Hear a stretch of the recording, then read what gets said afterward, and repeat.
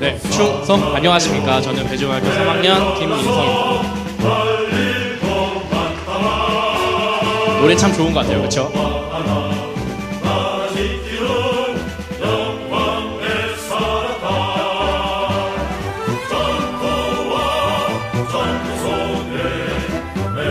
네, 일단 먼저 반갑습니다. 미래 국군 장병 여러분들.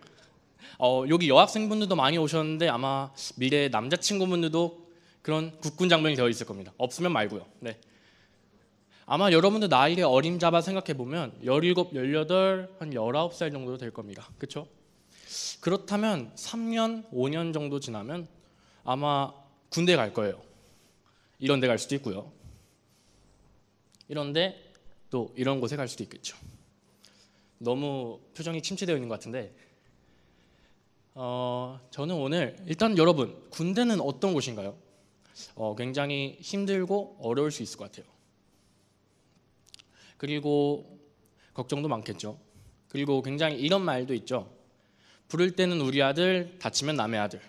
굉장히 부정적이고 또 무서운 곳이죠. 특히나 제가 오늘 이야기할 주제에 관해서는 더 그런 부분이 많을 것 같아요. 저는 오늘 자살에 대해서 이야기할 겁니다. 자살. 국어사전에서 자살은 스스로가 자기의 목숨을 끊음이라고 정의해 놓았습니다. 굉장히 안타깝고 슬픈 일이죠. 그렇다면 군대 내에서는 자살이 존재할까요? 물론입니다. 군대 내에서도 자살은 존재합니다.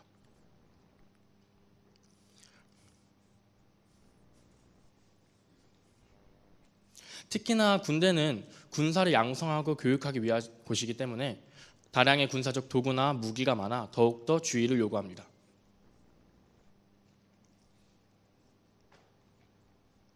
군대 내에서는 이렇게 세 가지 시스템이 있습니다. 식별, 관리, 처리. 이게 무엇인지 한번 설명해 드리도록 할게요. 먼저 식별입니다. 식별은 자살 위험 신호를 파악한 경우 자살 우려자를 식별하는 과정입니다. 말 그대로 이 병사는 자살 위험성이 있다, 없다를 판단하는 과정인데요. 그 다음 관리는 그린 캠프나 힐링 캠프 같은 이런 캠프 또는 전문 상담원을 배치하여 자살 위험성에 있는 우려자를 관리하는 겁니다. 마지막으로 처리는 이 병사가 계속 군생활을 할 수 있을지 없을지를 판단하고 전역을 시킬지 아니면 계속 치료를 진행할지를 결정하는 단계입니다. 실제로 자살 사건은 많이 줄어들었고 이 국방부의 시스템은 효과를 보여주고 있습니다. 그런데 말이죠. 이 시스템이 문제가 없다면 제가 굳이 이곳에 들고 나올 이유는 없겠죠. 한번 그 문제가 무엇인지 저는 사례를 통해 이야기해 보도록 하겠습니다.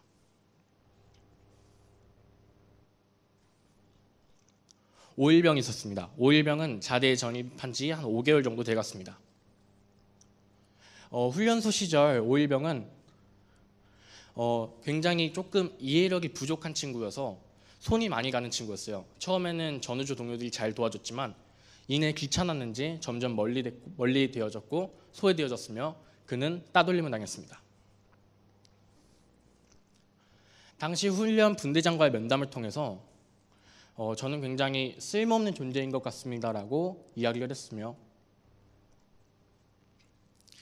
그리고 자대에 전입하고 나서도 같은 상황이 지속됐습니다.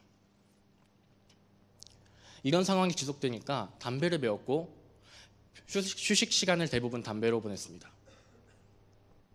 그리고 먼 곳을 응시하는 데 행동을 보이면서 일상생활에 지장을 주었죠. 쉽게 새벽 3, 4시까지도 잠을 못 잔다는 불침번의 보고 또한 여러 번 있었고요. 자살 사건 발생 며칠 전에 농담조로 친구와의 통화에서 내가 죽으면 날 위해 슬퍼할 사람은 있을까 하며 말하기도 했고 그리고 그는 친구에게 어떻게 죽으면 고통 없이 죽을까라고 물어보기도 했습니다. 저는 한 가지 의문이 들었어요. 이 사건이 발생하면서 진행되면서 앞서 말씀드렸던 식별, 관리, 처리 이 세 가지 시스템이 한 번이라도 나온 적이 있나요? 없었죠. 저는 그것을 지적해 보고 싶습니다. 먼저 식별부터 다시 한번 돌아가 보도록 할게요.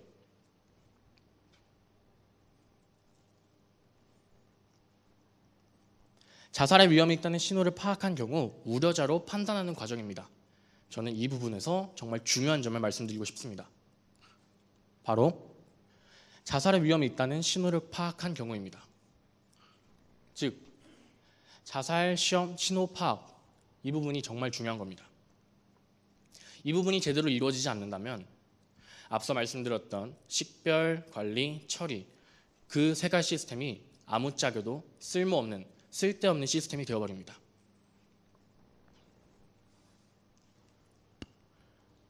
앞서 말씀드렸던 사례를 통해서 우리는 이 세 가지를 알 수 있었습니다.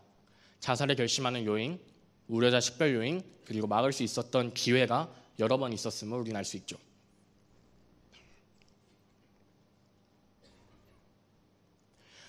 자살을 촉발시키는 요인은 이렇게 있는데요.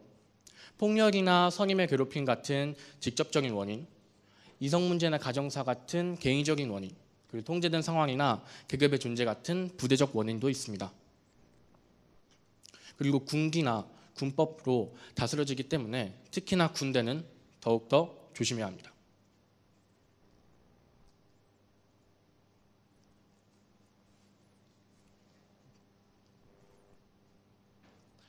앞서 말씀드렸던 5.1병은 평소와는 다른 행동을 했죠. 담배를 배웠고 담배를 태웠습니다. 그리고 수면 문제도 있었고요.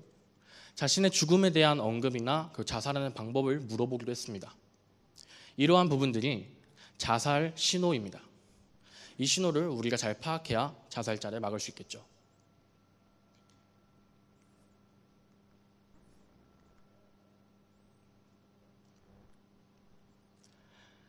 특히나 이는 비단 군대 내 문제만 아닐 겁니다. 사회에서도 더 많이 일어나는 자살 문제이죠. 그러나 군대 내에서는 외부와의 소식이 단절되어 있고 통제되어 있기 때문에 더욱더 군 동료나 또는 친구나 선후배, 가족의 도움이 절실합니다.